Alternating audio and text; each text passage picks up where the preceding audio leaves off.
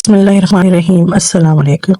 شداد بن عاد کا ذکر مورخین نے حضرت ہود کے ساتھ کیا ہے، چونکہ وہ بھی قوم عاد سے تھا اور قوم عاد ہی کی طرف حضرت ہود کو بھیجا گیا تھا، جیسا کہ طبقات ناصری میں ہے کہ شداد ایک سرخ آدمی تھا، جس کا نسب یہ ہے: شداد بن عاد بن اوس بن ارم بن سام بن نوح۔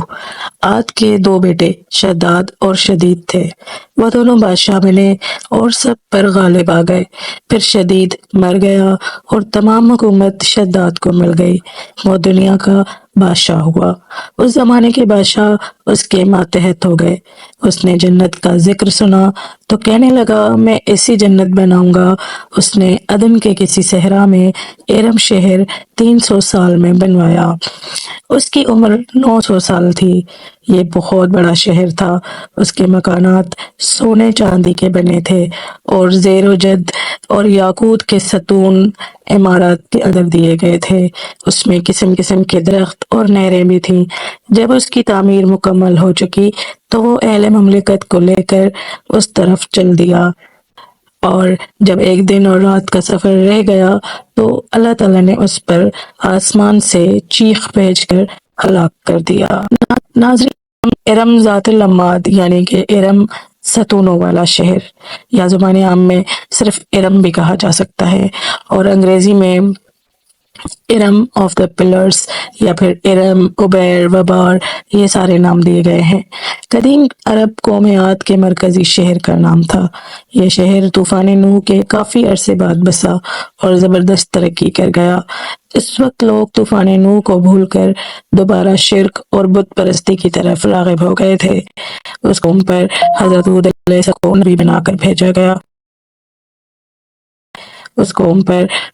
علیہ السلام کو نبی بنا کر بھیجا گیا۔ جب اس قوم نے شرک اور بت پرستی ترک نہ کی تو اللہ نے عذاب نازل کر کے اسے تباہ کر دیا۔ اس قوم کے تذکرے کو کہانی سمجھا جاتا تھا، مگر اسی صدی میں اس شہر کے آثار برآمد ہوئے جو عربہ خالی کے اس حصے میں ہے جو آج کل عمان میں شامل ہے۔ اس کے آثار 1984 میں خلائی شٹل چیلنجر کی مدد سے دریافت کیا گیا۔ یہ شہر 3000 سال قبل مسیح سے لے کر پہلی صدی عیسوی تک اونٹوں کے اس کاروائی راستے پر آباد تھا جہاں سے ہند، عرب اور یورپ تک تجارت کی جاتی تھی، اور یہ اپنے زمانے کا ایک تجارتی مرکز تھا۔ روایت یہ ہے کہ یہ شہر ایک عظیم طوفان سے تباہ ہوا۔ اسے 1000 ستونوں کا شہر کہا جاتا ہے، یعنی 1000 سٹی آف پلرز۔ اس کے ستون بہت اونچے تھے۔ ارم نام لیا جاتا ہے شداد کی جنت کا، جس کا ذکر قرآن کریم میں اس آیت میں ہے کہ ارم ذات العماد یعنی ارم کے ستونوں والے۔ بعض مفسرین نے فرمایا کہ ارم اس جنت کا نام ہے جو عاد کے بیٹے شداد بن عاد نے بنائی تھی، اور اسی کی صفت ذات العماد ہے کہ وہ ایک عظیم شان عمارت بہت سے عمودوں پر قائم ہونے چاندی اور جواہرات سے تعمیر کی گئی تھی، تاکہ لوگ آخرت کی جنت کے بدلے اس نقد جنت کو اختیار کر لیں۔ مگر جب یہ عالیشان محل تیار ہو گئے اور شداد نے اپنے رؤسائے مملکت کے ساتھ اس میں جانے کا ارادہ کیا تو اللہ تعالیٰ کا شدید ترین عذاب نازل ہوا۔ یہ سب لوگ ہلاک ہو گئے اور وہ محلات بھی مسمار ہو گئے۔ شداد نے جنت کا ذکر سنا تو کہنے لگا کہ میں ایسی ہی جنت بناؤں گا، اور اس نے عدن کے کسی صحرا ارم میں 300 سال تک یہ شہر بنوایا۔ اس کی عمر کیونکہ 900 سال تھی، اس نے یہ بہت بڑا شہر بنوایا تھا۔ اس کے مکانات سونے اور چاندی کے تھے اور زیر جد و یاقوت کے ستون عمارات کے اندر دیے گئے تھے۔ اس میں قسم قسم کے درخت اور نہریں بھی تھیں۔ جب اس کی تعمیر مکمل ہو چکی تو وہ اہل مملکت کو لے کر اس کی طرف چل دیا، اور ایک دن اور ایک رات کا جب سفر باقی رہ گیا تو اللہ تعالیٰ نے اس پر آسمان سے ایک چیخ بھیج کر ہلاکت عائد کر دی۔ ناظرین، قوم عاد جو ہے وہ ایک عربی قوم ہے، بہت قدیم عربی قوم ہے، جس کا ذکر قرآن میں سورہ ہود آیت 50 تا 60 اور سورہ فجر آیت 6 تا 8 میں آتا ہے۔ اس قوم پر حضرت ہود علیہ السلام کو نبی بنا کر بھیجا گیا تھا۔ جب اس قوم نے شرک اور بت پرستی ترک نہ کی تو اللہ نے عذاب نازل کر کے اسے تباہ کر دیا۔ اس قوم کے تذکرے کو ایک کہانی کی صورت مانا جاتا ہے، مگر اسی صدی کے مرکزی شہر ارم آثار برآمد ہوئے جو عراق کے اس حصے میں ہے جہاں آج کل عمان شامل ہے۔ عاد اصل میں حضرت نوح علیہ السلام کی چوتھی پشت سے تھے۔ عاد بن اوس بن ارم بن سام بن نوح، اور ان کے نام پر اس قوم کو پکارا جاتا ہے، یعنی قوم عاد۔ قوم عاد کو مشہور آیت کے مطابق ایک عظیم آندھی سے تباہ کیا گیا تھا۔ قرآن کریم کے مطابق یہ قوم دنیا اور آخرت دونوں میں اللہ کی رحمت سے دور اور محروم ہے۔ جدید تحقیق کے مطابق یہ قوم 3000 سال قبل مسیح سے لے کر پہلی صدی عیسوی تک موجود تھی۔ ان کو 1000 ستونیں والے شہر کی قوم بھی کہا جاتا ہے۔ سورہ فجر میں آتا ہے، کیا آپ نے نہیں دیکھا کہ آپ کے رب نے قوم عاد کے ساتھ کیسا سلوک کیا، جو اہل ارم تھے اور بڑے بڑے ستونوں کی طرح دراز قد اور اونچے محلات والے تھے، جن کا مثل دنیا کے ملکوں میں کوئی بھی پیدا نہیں کیا گیا۔ یہ آیات سورہ فجر کی 6 تا 8 ہیں۔ ان کی طرف حضرت ہود علیہ السلام مبعوث کیے گئے تھے، لیکن قوم عاد کی بدعمالیوں کے سبب جب انہیں تباہ کر دیا گیا تو حضرت ہود علیہ السلام موت کی طرف مراجعت کر گئے، اور ان کی رہائش احقاف کے علاقے میں تھی۔ حضرت ہود علیہ السلام کی وفات یہیں پر ہوئی۔ احقاف میں بسنے والی اس قوم نے بہت ترقی کی۔ اللہ تعالیٰ نے اس قوم کو غیر معمولی قد و قامت اور قوت عطا فرمائی تھی۔ اس میں ہر شخص کا قد کم از کم 12 گز کا ہوتا تھا۔ طاقت کا یہ حال تھا کہ بڑے سے بڑا پتھر جس کو کوئی آدمی مل کر بھی نہ اٹھا سکے، ان کا ایک آدمی ایک ہاتھ سے اٹھا کر پھینک دیا کرتا تھا۔ یہ لوگ طاقت و قوت کے بلبوتے پر پورے یمن پر قابض ہو گئے۔ اس قوم کے 2 بادشاہ خاص طور پر ان میں بہت جاہ و جلال والے ہوئے۔ وہ دونوں بھائی تھے، ایک کا نام شدید تھا جو بڑا تھا، دوسرے کا نام شداد تھا جو اس کے بعد تخت نشین ہوا۔ یہ دونوں وسیع علاقے پر قابض ہو گئے اور بے شمار لشکر و خزانے انہوں نے جمع کر لیے تھے۔ شداد نے اپنے بھائی شدید کے بعد سلطنت کی رونق و کمال کو عروج تک پہنچایا۔ دنیا کے کئی بادشاہ اس کے باج گزار تھے۔ اس دور میں کسی بادشاہ میں اتنی جرأت اور طاقت نہیں تھی کہ اس کا مقابلہ کر سکے۔ اس تسلط اور غلبے نے اس کو اتنا مغرور کر دیا کہ اس نے خدائی کا دعویٰ کر دیا۔ اس وقت کے علماء و صالحین نے، جو سابقہ انبیاء کے علوم کے وارث تھے، اسے بہت سمجھایا اور اللہ کے عذاب سے ڈرایا۔ تو وہ کہنے لگا، جو حکومت اور دولت اور عزت اس کو اب حاصل ہے، اس سے زیادہ اللہ تعالیٰ کی عبادت کرنے سے کیا حاصل ہوگا؟ جو کوئی کسی کی خدمت اور اطاعت کرتا ہے، یا تو وہ عزت و منصب کی ترقی کے لیے کرتا ہے یا دولت کے لیے کرتا ہے۔ مجھے تو یہ سب کچھ حاصل ہے، مجھے کیا ضرورت ہے کہ میں کسی کی عبادت کروں؟ حضرت ہود علیہ السلام نے بھی اسے سمجھانے کی بہت کوشش کی، لیکن سب بے سود ثابت ہوا۔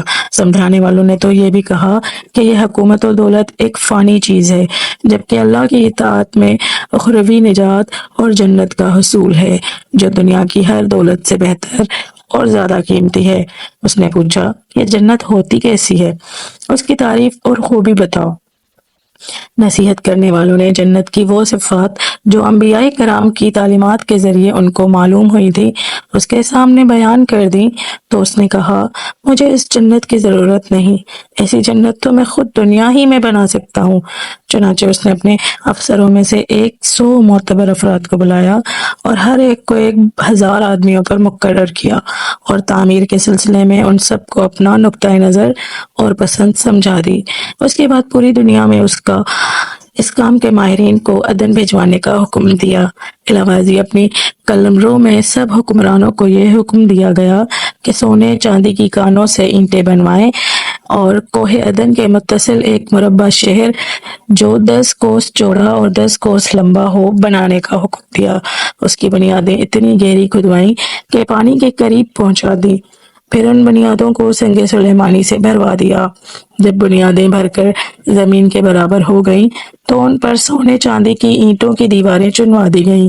ان دیواروں کی بلندی اس زمانے کے گز کے حساب سے 100 گز مقرر کی گئی۔ جب سورج نکلتا تو اس کی چمک سے دیواروں پر نگاہ نہیں ٹھہرتی تھی۔ یوں شہر کی 4 دیواری بنوائی گئی۔ اس کے بعد 4 دیواری کے اندر 1000 محل تعمیر کروائے گئے۔ ہر محل 1000 ستونوں والا تھا اور ہر ستون جواہرات سے جڑاؤ کیے ہوئے تھے۔ پھر شہر کے درمیان میں ایک نہر بنائی گئی اور ہر محل میں اس نہر سے چھوٹی چھوٹی نہریں لے جائی گئیں۔ ہر محل میں حوض اور فوارے بنائے گئے۔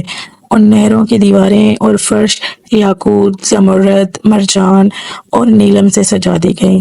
نہروں کے کناروں پر ایسے مصنوعی درخت بنائے گئے جن کی جڑیں سونے کی، شاخیں اور پتے زمرد کے تھے۔ ان کے پھول پھل موتی، یاقوت اور دوسرے جواہرات کے بنوا کر ان پر ٹانگ دیے گئے تھے۔ شہر کی دکانوں اور دیواروں کو مشک و زعفران اور عنبر و گلاب سے خوشبودار کیا گیا۔ یاقوت جواہرات کے خوبصورت پرندے چاندی کی اینٹوں پر بنوائے گئے جن پر پہرے دار اپنی باری پر آ کر پہرے کے لیے بیٹھتے تھے۔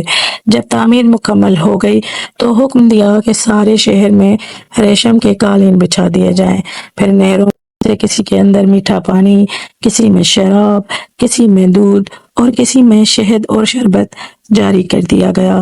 بازاروں اور دکانوں کو بہترین پردوں سے آراستہ کر دیا گیا اور ہر پیشہ و ہنر والے کو حکم ہوا کہ وہ اپنے اپنے کاموں میں مشغول ہو جائیں، اور یہ کہ اس شہر کے تمام باسیوں کے لیے ہر وقت ہر نوع قسم کے پھول، پھل اور میوے پہنچایا کریں۔ 12 سال کی مدت میں جب یہ شہر اس سجاوٹ کے ساتھ تیار ہو گیا تو تمام امراء اور ارکان دولت کو حکم دیا کہ سب اس میں آباد ہو جائیں۔ پھر شداد خود اپنے لاؤ لشکر کے ہمراہ انتہائی تکبر اور غرور کے ساتھ اس شہر کی طرف روانہ ہوا۔ بعض علماء و مصلحین کو بھی ساتھ لیا اور راستے بھر ان سے ٹھٹھا و تمسخر کرتے ہوئے ان سے کہتا رہا، ایسی جنت کے لیے تم مجھے کسی اور کے آگے جھکنے اور ذلیل ہونے کا کہہ رہے تھے؟ میری قدرت اور دولت تو تم نے دیکھ لی۔ جب قریب پہنچا تو تمام شہر والے اس کے استقبال کے لیے شہر کے دروازے کے باہر آ گئے اور اس پر زر و جواہر نچھاور کرنے لگے۔ ایسی ناز و ادا سے چلتے ہوئے جب شہر کی دروازے پر وہ پہنچا تو روایت ہے کہ ابھی اس نے گھوڑے کی رکاب سے ایک پاؤں نکال کر دروازے کی چوکھٹ پر رکھا ہی تھا کہ اس نے وہاں پہلے سے ایک اجنبی شخص کو کھڑے ہوئے دیکھا۔ اس نے پوچھا، تو کون ہے؟ اس اجنبی نے کہا، میں ملک الموت ہوں۔ پوچھا، کیوں آئے ہو؟ اس نے کہا، تیری جان لینے۔ شداد نے کہا، مجھ کو اتنی مہلت دے دو کہ میں اپنی بنائی ہوئی جنت کو تو دیکھ لوں۔ جواب ملا، مجھے حکم نہیں۔ کہا، چلو اس قدر ہی فرصت دے دو کہ گھوڑے پر سے تو اتر آؤں۔ جواب ملا، اس کی بھی اجازت نہیں۔ چنانچہ ابھی شداد کا ایک پاؤں رکاب میں اور دوسرا چوکھٹ پر ہی تھا کہ ملک الموت نے اس کی روح قبض کر لی۔ پھر حضرت جبرائیل علیہ السلام نے بڑے زور سے ایک ہولناک چیخ ماری اور اسی وقت تمام شہر ماں اپنی عالیشان سجاوٹوں کے ایسا زمین میں سمایا کہ اس کا نام و نشان تک باقی نہ رہا۔ قرآن پاک میں اس کا ذکر اس طرح ہوا ہے، وہ جو ارم تھے بڑے ستونوں والے، اور شہروں سے اس کے مانند کوئی شہر شاندار نہ تھا۔ سورہ فجر آیت نمبر 7 سے 8۔ معتبر تفاسیر میں لکھا ہے کہ بادشاہ اور اس کے لشکر کے ہلاک ہو جانے کے بعد وہ شہر بھی لوگوں کی نگاہوں سے اوجھل ہو گیا، مگر کبھی کبھی رات کے وقت عدن اور اس کے ارد گرد کے لوگوں کو اس کی کچھ روشنی اور جھلک نظر آ جایا کرتی تھی۔ یہ روشنی اس شہر کی دیواروں کی ہوتی تھی۔